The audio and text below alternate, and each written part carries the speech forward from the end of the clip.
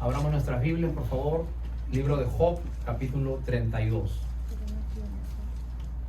Dando la bienvenida a quienes han estado agregando poco a poco a este servicio en esta mañana. Job, capítulo 32.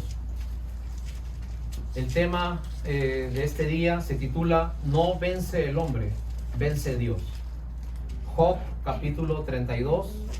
Vamos a leer desde el versículo 1 en adelante.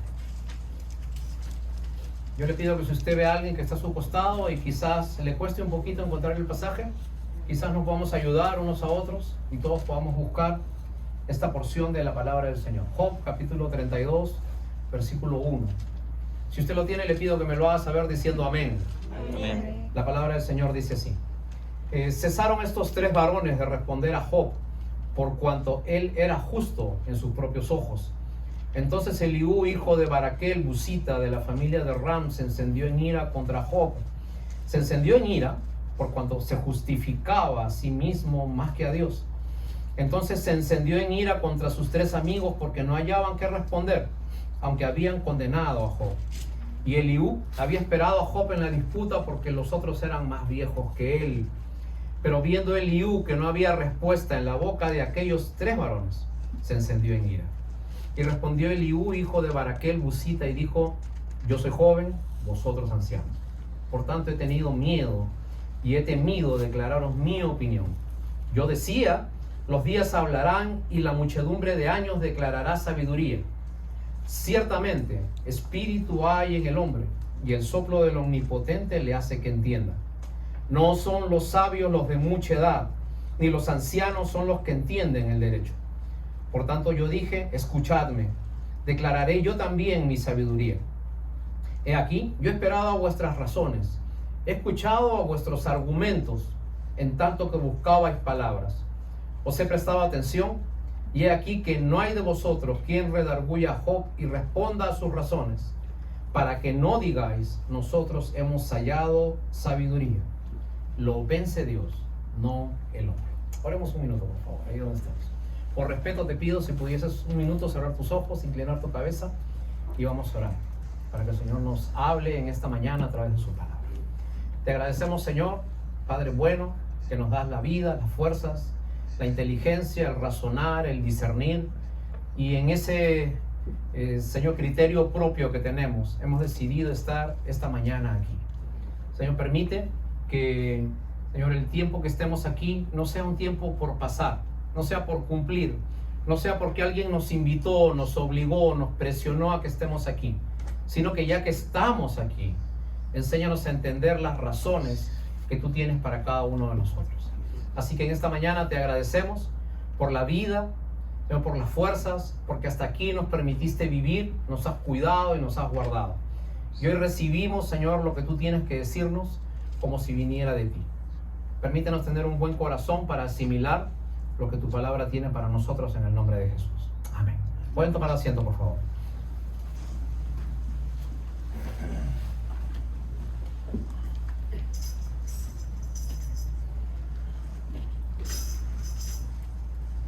Se llamaba Giuseppe Salvatore y era un antiguo italiano que se había hecho de un momento a otro sumamente rico, plantando una especie que no se conocía en ese tiempo en la antigua Italia. Esa especie se llamaba la cebolla. Giuseppe Salvatore comenzó a hacer inmensas fortunas comerciando dentro de Italia y fuera de ella la cebolla. La gente no había probado anteriormente el sabor ni la calidad de la cebolla que este hombre había logrado sembrar, producir y comerciar dentro de Italia. Giuseppe tenía un hijo que se llamaba Antonio. Antonio era un muchacho que, al verse con mucho dinero, vivió la vida pisando a fondo. Hizo todo lo que quiso, viajó todo lo que quiso, compró todo lo que quiso, se puso la ropa más espléndida que había, comió los mejores manjares, probó todos los placeres habidos, prohibidos y no. Sin embargo, Antonio regresó después de un tiempo a casa sumamente delgado. Había probado todo y nada llenaba su corazón.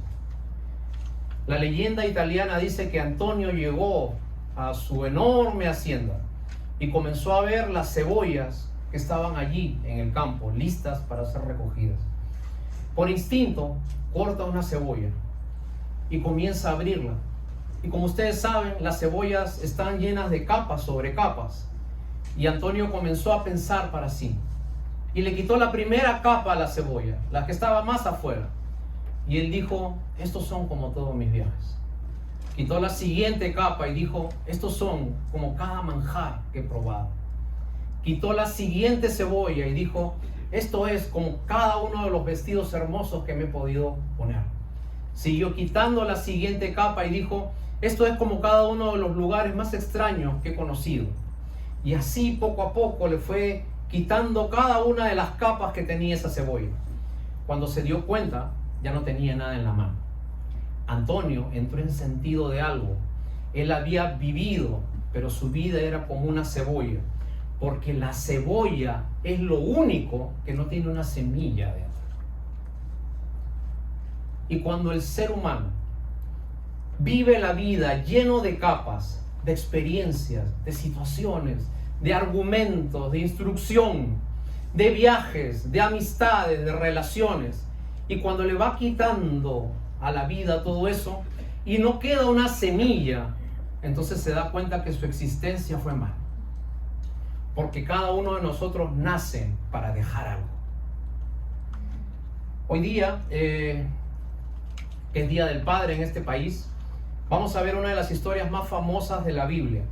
Vamos a ver la historia de este hombre que se llamó Job.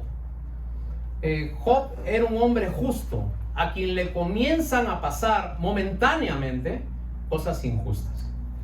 Job nos dice la historia, por si usted no la sabe, que en poquísimo tiempo perdió todo lo que había ganado en muchos años.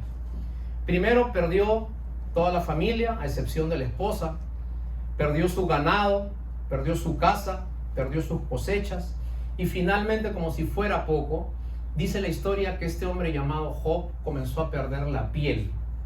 Y su piel comenzó a tener una extraña enfermedad. Algunos dicen que era lepra, y la piel se le comenzaba a caer. Dice el relato que Job agarraba un pedazo de tejado, ¿no?, cualquier cosa, y con eso se rascaba, porque ya no tenía ni uñas para poder rascarse. Tirado en un lugar, él percibía que él amaba a Dios no por lo que Dios le daba, sino por lo que Dios es. El libro de Job es la historia de 6 oradores. Job, 4 amigos que se llamaban Bildad, Zofar, Elifaz y Eliú, y por último, el orador principal y con quien termina la historia de Job es Dios mismo. Estos 6 oradores nos dan a entender el sentido de la vida. Alguien ha contado todas las preguntas que hay en la Biblia, y han contado que en la Biblia existen 3.300 preguntas. Pero sin embargo, hay una pregunta que todavía captura la atención de la gente. ¿Por qué el hombre justo sufre cosas injustas? ¿Por qué a pesar que usted hace lo mejor, todavía le pasan cosas que están fuera de su control? ¿Por qué por más que usted hace las cosas según el libro, en la guía, el mapa, les dicen que deben ser así, siempre le pasa algo mal? Siempre hay un dolor, siempre hay una necesidad, siempre hay algo que usted no pensaba. ¿Por qué la vida es así? ¿Por qué a lo más que yo pueda coordinar todas las cosas, siempre algo sale de control? Y este libro de Job nos enseña que nosotros somos Job también en la vida. Porque sí o no, de que usted, por más que trate de coordinar las cosas, por más que haga las cosas de la mejor manera, por más que su mejor esfuerzo esté tirado en algo, en un empeño, en un proyecto, en un hogar, en un sacrificio, en un sueño, a pesar de eso, las cosas no salen como usted quiere. ¿Qué es lo que pasa? ¿Por qué la vida es así? En el año 2000 se hizo una encuesta que la hizo la revista Time en Estados Unidos. La pregunta era, le preguntaron a 650 filósofos, sociólogos, políticos, eminentes, científicos. La pregunta era, ¿qué es la vida? Para ti, ¿qué es la vida? Y reunieron toda la información para ver cuál era el mejor concepto de qué cosa es la vida. ¿Ok? Acuérdate, no éramos ni tú ni yo, era gente muy estudiada, gente muy preparada, con mucha experiencia, líderes mundiales. La respuesta número 1 de qué es la vida es esta definición. Escúchame, ¿eh? La vida es una sucesión constante de problemas mientras el ser humano va envejeciendo. Te repito, la vida es una serie de problemas constantes mientras el hombre va envejeciendo. Ahora, vamos a ver acá la historia de un hombre que fue afligido. Este hombre Job, de un momento a otro, pierde todas las cosas que tenía. Ahora, vamos a ver Job capítulo 1, versículo 11, por favor, para entrar un poquito en contexto de lo que vamos a hablar hoy día. Job capítulo 1, versículo 11. Dijimos que Job, de un momento a otro, pierde sus hijos, pierde su casa, pierde su familia, pierde su cosecha, pierde sus ganados, y por último le entra una sarna, una lepra en toda la piel. Entonces, esto fue noticia en todos los lugares donde Job vivía, en el vecindario. En ese tiempo no había internet, pero rápidamente llegó la noticia a todos los que estaban alrededor de Job. Job capítulo 2, versículo 11, por favor, vamos a ver qué dice. Job capítulo 2, versículo 11. Después que Job estuvo en esta desgracia, dice, y 3 amigos de Job, Elifaz, Bildad y Zofar, luego que oyeron todo este mal que le habría sobrevenido, vinieron cada uno de su lugar, porque habían convenido en venir juntos para condolerse de él y para consolarle. Estos 3, alzando los ojos desde lejos, no conocieron a Job y lloraron a gritos, y cada uno de ellos rasgó su manto, y los 3 esparcieron polvo sobre sus cabezas hacia el cielo. Así se sentaron con él en tierra por 7 días y 7 noches, y ninguno les hablaba palabra, porque veían que el dolor era muy grande. Imagínate la condición de Job, ¿no? Físicamente, cómo estaba de deteriorado, que dice que sus amigos cuando lo vieron un trapo humano, no le reconocieron. Y fue tanto su dolor y su angustia que se pusieron a llorar de ver en lo que se había convertido su amigo. Imagínate un hombre hacendado, que tenía, ¿no?, su buena ropa, su gorro, sus animales, su caballo, mandando gente, cosechando, sembrando, haciendo banquetes en casa de campo, de la noche a la mañana reducido en una esquina, tirado como un trapo, como un animalito allí, irreconocible, y sufriendo. Ahora, dice que vinieron 3 amigos a verlo a él. Es interesante saber que los 3 nombres de los 3 amigos que vinieron a Job representan las 3 características de los seres humanos cuando pasamos un problema. ¿Qué hace usted cuando tiene un problema? ¿Qué hace usted cuando, como Job, recibe una situación difícil? Cuando la palabra muerte, diagnóstico maligno, cuando una citación, una corte, un requerimiento de un juez, un embargo viene a su vida. Cuando usted escucha accidente, peligro, hijo en el hospital, viene a su mente y usted no sabe qué hacer. ¿Qué cosa es lo que usted hace como reacción cuando se viene la peor noticia que usted puede venir? Cuando alguien está lejos, muy querido para usted, usted no puede ir allá, sumamente enfermo, usted no puede mandar sus recursos ni estar físicamente con una persona. Y estos 3 nombres son las 3 cosas que uno hace cuando uno pasa un problema. En el capítulo 4, nosotros vemos que se aparece un amigo de Job que comienza a hablar con él y se llama Elifaz. Elifaz significa experiencia. ¿Qué significa Elifaz? Experiencia. En el capítulo 8 viene otro amigo de Job que comienza a hablar con él y este amigo se llama legalista. Y en el capítulo 11 viene el tercer amigo de Job y comienza a hablar con él y se llama Zofar. Y la palabra Zofar significa intelectual. Te voy a repetir los tres nombres. Elifaz significa experiencia. Bildad significa legalista. Y Zofar significa intelectual. Acuérdate de algo. En el tiempo de hoy, usted le pone a sus hijos cualquier nombre, ¿no? Nosotros podemos tener el nombre más latinoamericano que nosotros podemos, el apellido más latinoamericano para nuestros hijos le ponemos John David, ¿no es cierto? ¿Sí o no? Entonces, pero en el tiempo de ellos se le ponía el nombre al hijo de acuerdo al carácter de la persona. Entonces, cada persona representaba su nombre. Ahora, Elifaz representa, cuando usted pasa un problema, su experiencia. Yo sé cómo salir de esto. Yo tengo experiencia. Yo tengo calle. Déjame a mí, no necesito consejo. No, pastor, no tengo nada que hablar con nadie. Yo sé cómo hacerlo. La experiencia. Bildad representaba el legalismo. Y el legalismo es, a mí no me digas nada, yo sé cómo hacerlo. No, tú no te metas con lo que yo hago, yo sé cómo hacerlo. Yo siempre lo he hecho así y hasta que me muera voy a hacerlo así. Y Zofar representa lo intelectual. Yo tengo un problema y ya vi en YouTube cómo se soluciona. Yo tengo un problema y mi amigo ya me dijo cómo él lo solucionó y yo voy a hacer lo que me dijo mi amigo. Y desde el capítulo 4, del capítulo 31, estas tres personas, el experimentado, el legalista y el intelectual, tratan de ayudar a Job para que Job salga de su problema.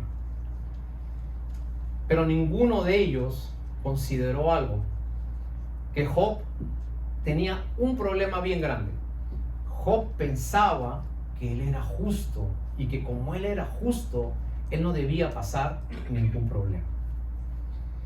Y muchas veces en la vida, usted y yo podemos resolver los problemas a nuestra manera. Yo ya sé, yo ya vi, yo ya oí. Así se hace porque digo yo. Yo no necesito que tú me aconsejes. Vivimos sin querer la misma situación de Job.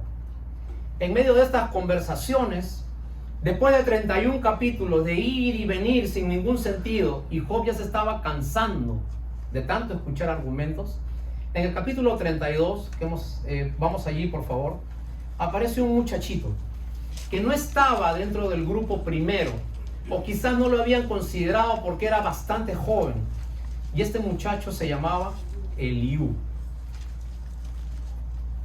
Es interesante saber que Eliú, a diferencia de Zofar, que significaba intelectual, Bildad, que significaba legalista, y Elifaz, que significaba experimentado, Eliú significa el que trabaja con Dios. Y aparece este muchacho, el que trabaja con Dios, Eliú. Y Eliú tiene algo que decirle a los demás. Y hermanos, aquí quisiera por favor que un minutito te detengas y que puedas entenderme algo que te quiero decir en esta mañana. No despreciemos, queridos hermanos, caballeros, varones, hoy día en su día, no despreciemos nunca las opiniones de los hijos. Estos tres viejos le habían hablado a Job durante muchos días y no habían encontrado ninguna solución. Y ahora aparece un muchacho, la nueva generación, con una idea, y él se quiere expresar ante los demás. Ahora, yo siempre digo esto: la paternidad cambió. ¿Saben cuándo? Cuando aparecieron los Simpsons. Ustedes han visto esa serie de dibujos animados, Los Simpsons. Antes, hace mucho tiempo, yo me acuerdo que mis abuelos veían una serie que se llamaba Papá lo sabe todo. ¿Okay? Era un papá que tenía varios hijos, pero el papá era el sabio, el prudente, el que sabía cómo manejarse, ¿no? En Latinoamérica hubo una serie muy famosa que se llamaba Grande Pa. Y Grande Pa también trataba de lo mismo. Dos niñas que tenían un papá Y este papá con mucho carisma sabía cómo controlar todas las cosas que pasaban en la casa a pesar de ser viudo. ¿Ok? Pero cuando aparecieron los Simpson, ¿no es cierto? Bill Cosby también hizo su época acá, ¿no? No sé si ustedes se acuerdan, Bill Cosby, el moreno, el cómico. También un doctor que tenía 2 hijos y sabía cómo controlar todo. Eso era un papá antiguamente. Pero cuando vinieron los Simpson tratan acerca de un papá que se comporta como un niñito y habla tontera y media, ¿ok? Y viene la mamá que, como el papá no se sabe comportar, la mamá, que se llama Marshall, toma el lugar del papá. Y el hijo, que se llama Bart, es el sabio de la casa y el que lo para corrigiendo al papá.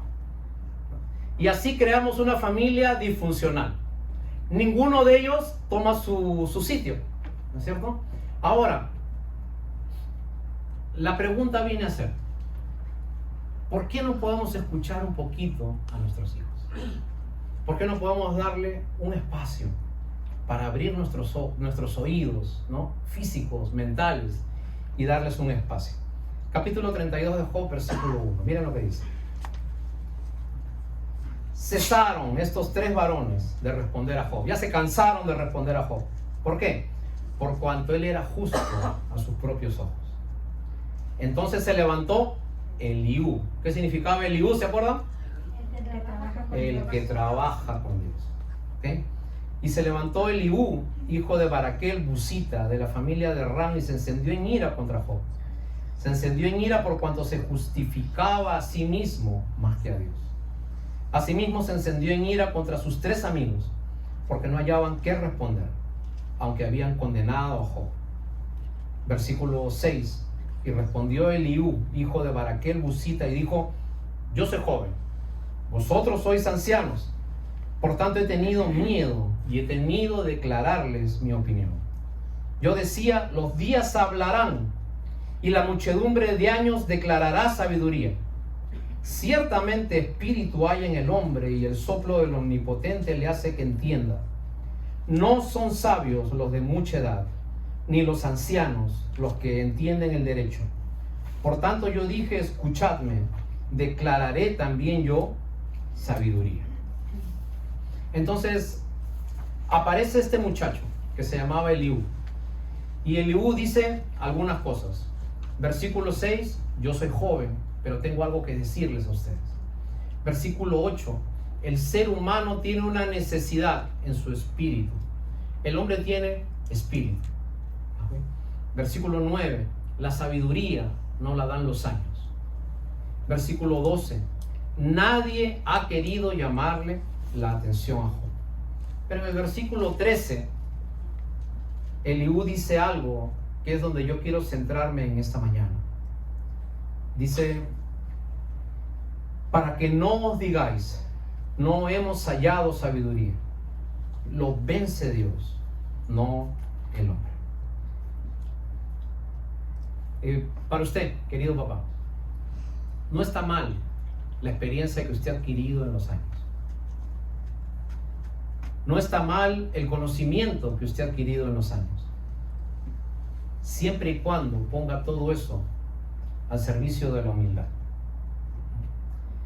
John F. Kennedy decía: hemos encontrado la forma de llegar a la luna, pero aún no hemos hallado el camino para llegar al corazón del hombre. Los problemas han estado, están y estarán, pero acuérdese de algo: no vence el hombre, vence Dios. Las situaciones difíciles de la vida van a seguir llegando, pero acuérdese de algo: no vence usted con su experiencia, no vence usted con su conocimiento, no vence usted empujando, vence Dios. Y mientras nosotros apliquemos nuestra experiencia a los problemas de la vida, dejamos a un lado a Dios.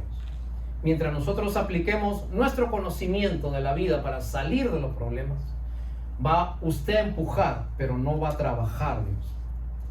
Y Eliú le da la respuesta a Job para todos sus problemas. Y este simple muchacho, más joven, le dio el camino a Job para que salga de su problema. Job 33, versículo 28. Job 33, versículo 22, por favor. Job 33, 22, por favor. 33, 22. Vamos a leer del 22 al 28.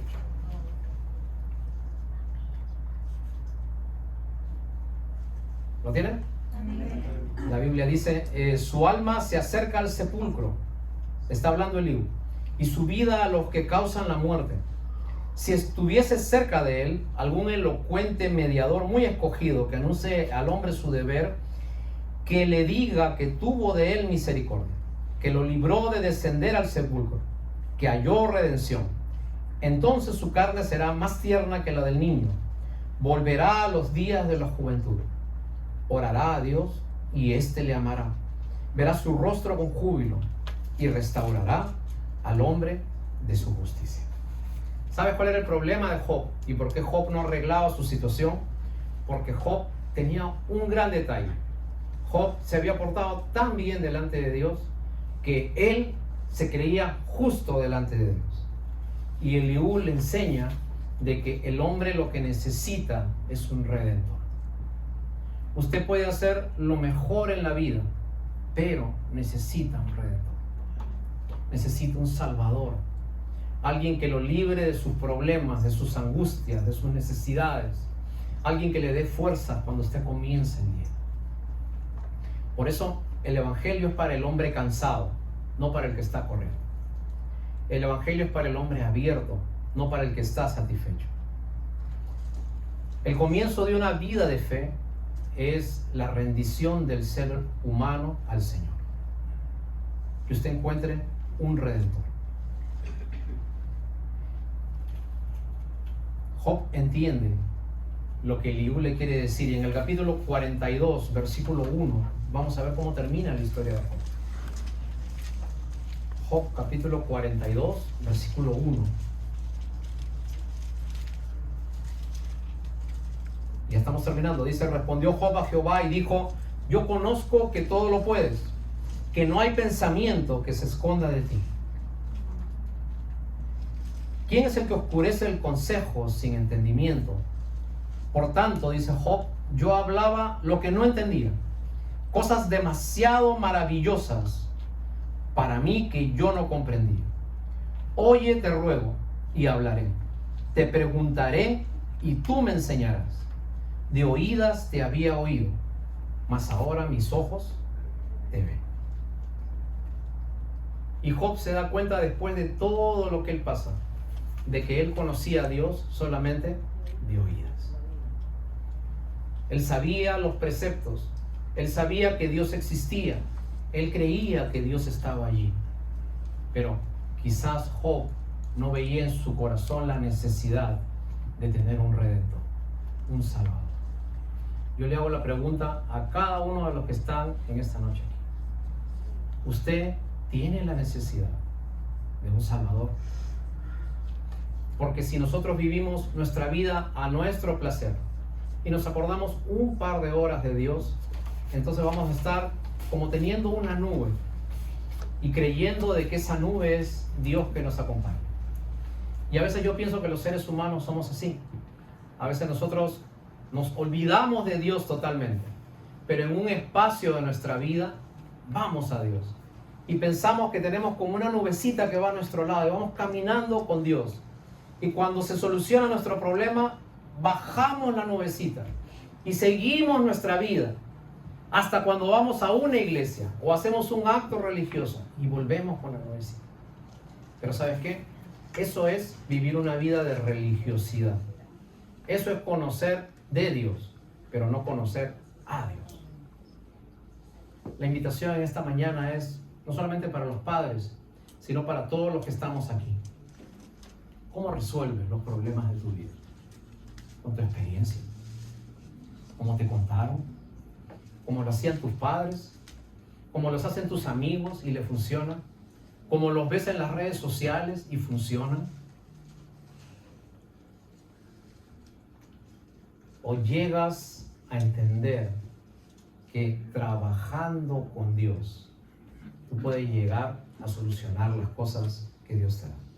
Job 42:10 dice, que después que Job dice, solo de oídas te había oído, mas ahora mis ojos te ven, versículo 10, y quitó Jehová la aflicción de Job, cuando él hubo orado por sus amigos, y aumentó el doble de todas las cosas que habían sido de Job. Cuando Dios ve en nosotros una actitud correcta, entonces Dios estira su mano.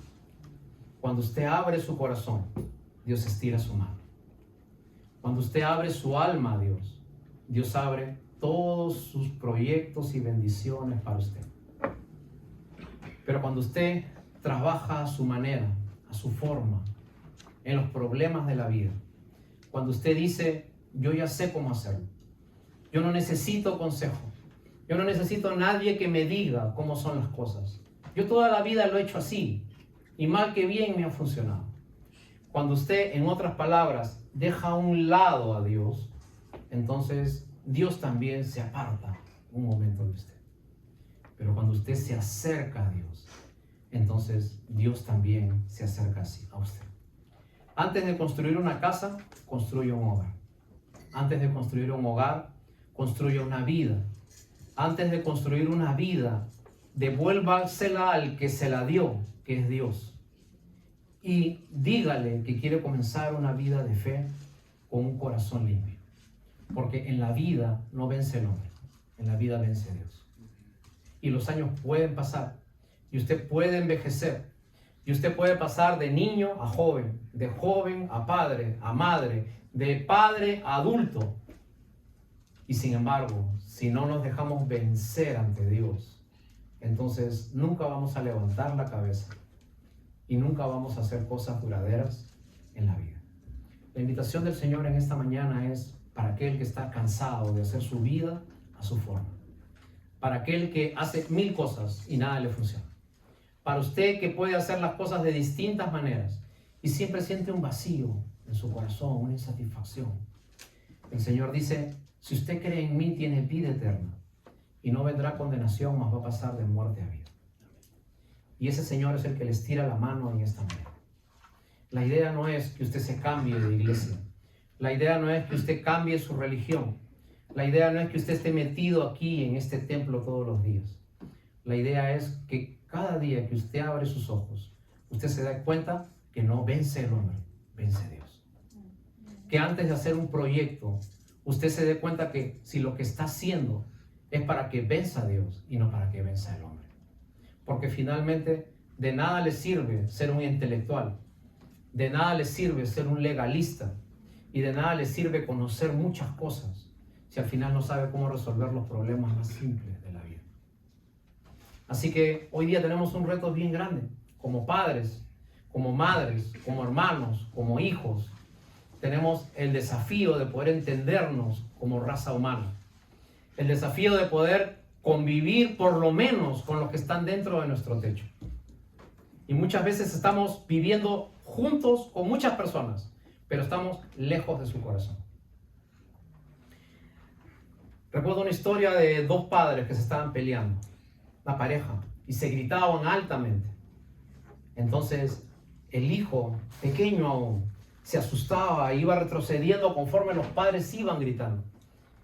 Y la abuela que estaba atrás lo agarra por la espalda y el niño le dice, güey, ¿por qué mis papás se gritan tanto? Y la abuelita le dice, tus papás se gritan mucho porque están a 10 centímetros de distancia, pero sus corazones están a millas lejos uno del otro.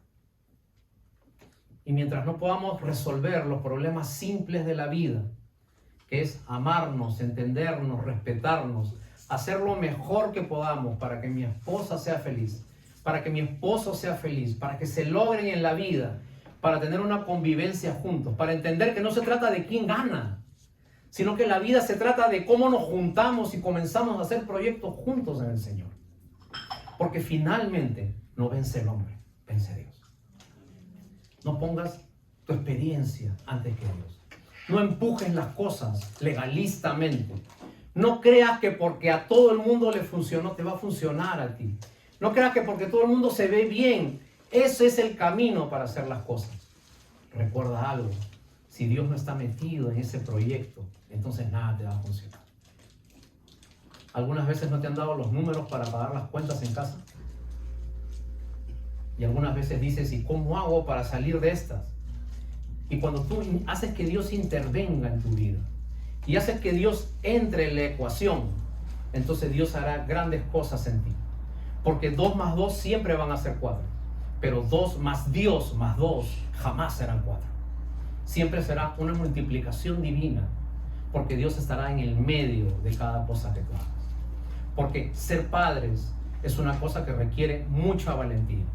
Y ser padres es tan difícil que Dios te ha llamado a ti. Porque Él ve la capacidad que tienes tú de hacer cosas difíciles. Porque cuando tú haces lo difícil, ahí está el valor de las cosas. Nadie se gloría de las cosas fáciles. Nadie se gloría de las cosas simples. Todo el mundo se gloría de las cosas difíciles que ha podido lograr en la vida. Así que si construir tu hogar es algo difícil, pues comienza hoy día. Si tienes que construir una casa espiritual, entonces hoy día agarra tu mejor ladrillo y tu mejor cemento. Y apenas llegues a tu casa, comienza a hacer relaciones de amor con aquellos que viven cerca de ti. Y padres, acuérdense de algo. Entre viejos usualmente compartimos ideas, pero hay Eliús en la casa, muchachos que tienen nuevas ideas, que tienen una nueva perspectiva, una nueva forma de ver las cosas. Escuchemos a los muchachos, prestémosle oído, porque ellos se sienten incomprendidos, ellos sienten de que usted no los escucha, que usted no los entiende. Así que el día de hoy, el llamado es no a que hagas cosas religiosas, no a que hagas una ceremonia, no a que pongas un dinero acá. El llamado es a que vayas a tu casa y por favor comiences a hacer pequeños actos de amor con tus hijos, pequeños actos de amor con tu pareja, pequeños actos de amor con tu familia, porque finalmente eso es el Evangelio. Cambios y cambios diarios, progresivos, y cambios que hagan sentir que Dios está trabajando en tu vida. Porque si usted viene acá y se viste lo mejor que puede y regresa a casa y seguimos siendo los mismos malhumorados, los mismos agrios, los mismos criticones, los mismos legalistas de siempre, el Evangelio no va a tener ningún sentido en la gente que vive con nosotros.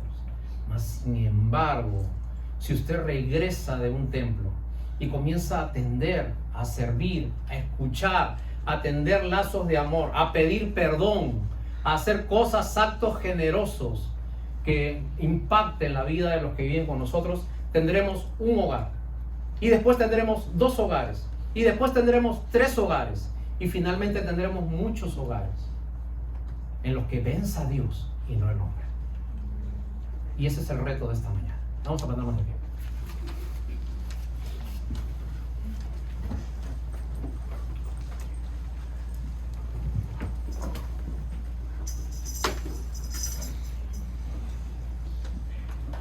Bueno, gracias Señor en esta mañana por tu palabra y gracias por lo que tú siempre nos dejas saber, entender de lo que Señor, las Escrituras tienen para nosotros. Es nuestra oración. Si alguien en esta mañana tiene relaciones difíciles con su hogar, Señor, oramos, Señor, por cada una de las familias que están pasando esta necesidad. Trabaja en ellos. Señor, haz que el Evangelio pueda abrir primeramente mi corazón para que yo pueda ser, Señor, alguien que realmente refleje el amor tuyo, sin importar cómo me tratan, sin importar qué son los demás. Yo voy a trabajar por lo que yo soy en Cristo Jesús. Yo voy a hacer cosas de valor por lo que Dios hizo en mi vida. No voy a hacer las cosas dependiendo de cómo me traten los demás. Y yo sé que si lo hago un día y 2 días y para siempre, entonces algo pasará en ese hogar, porque vence Dios y no vence el hombre. Así que en esa gracia y en esa misericordia voy a descansar en esta tarde, el día de hoy. Así que hoy día corrijo, Señor, todo lo que tengo que corregir, y entiendo que si Cristo no está en mi vida, yo no puedo hacer cambios en mi hogar. Entiendo que si no tengo un redentor, yo no puedo hacer cambios en mi hogar. Entiendo que si yo no estoy reconociendo que he fallado, entonces Dios no puede hacer cambios en mi hogar. Mas sin embargo, si dejo de que Dios trabaje en mí, entonces los cambios comenzarán maravillosamente en cada uno de nosotros. Y te agradezco, Señor, y te pido que en este día especial, cuando regresemos a casa, en nuestras familias puedan haber tiempos hermosos, Señor, de alegría, Señor, de convivencia, Señor, que podamos comer en tranquilidad, que podamos conversar, reírnos, abrazarnos, tener buenos tiempos, porque finalmente ese es el propósito de cada uno de los hogares que te tienen a ti en el medio. En el nombre de Jesús oramos así. Amén. Hermanos, muchas gracias. Una última canción antes de terminar. Hermana Marta. Hemos hablado de los problemas y que cada uno de nosotros pasamos problemas, pero va a haber un momento en que ya no tendremos nunca más problemas. Y ese tiempo va a ser cuando lleguemos a la presencia del Señor. Cuán glorioso va a ser esa mañana. Amén. Gloria a ti, Señor. Esas palmas, a ver.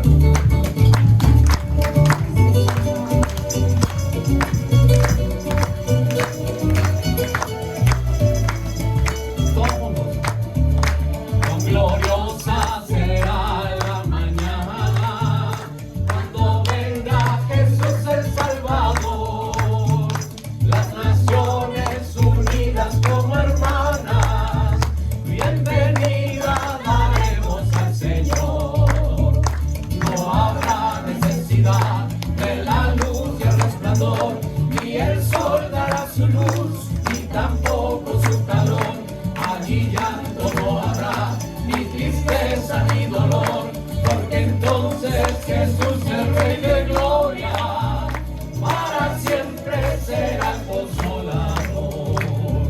El cristiano fiel y verdadero, y también el obrero de valor, y la iglesia esposa del Cordero, estarán en los brazos del Señor. No habrá necesidad de la luz y el resplandor, ni el sol dará su luz, ni tampoco su calor. Allí llanto no habrá, ni tristeza ni dolor, porque entonces Jesús, el Rey de Gloria, para siempre será el consolador. Esperamos la mañana gloriosa. No los escucho. Donde todo será color de rosa, en la santa presencia del Señor. No habrá necesidad de la luz y el resplandor, ni el sol dará su luz, ni tampoco su calor. Allí llanto no habrá, ni tristeza ni dolor, porque entonces Jesús, el Rey de Gloria, para siempre será el consolador. Gracias, Señor. Gracias a Dios por ese día, hermano, por todos los padres. Señor.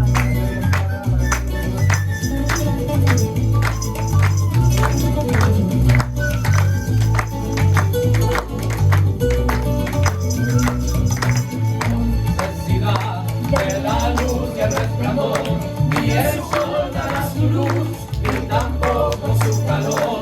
Allí llanto no habrá, ni tristeza ni dolor, porque entonces Jesús, el Rey de Gloria, para siempre será el consolador.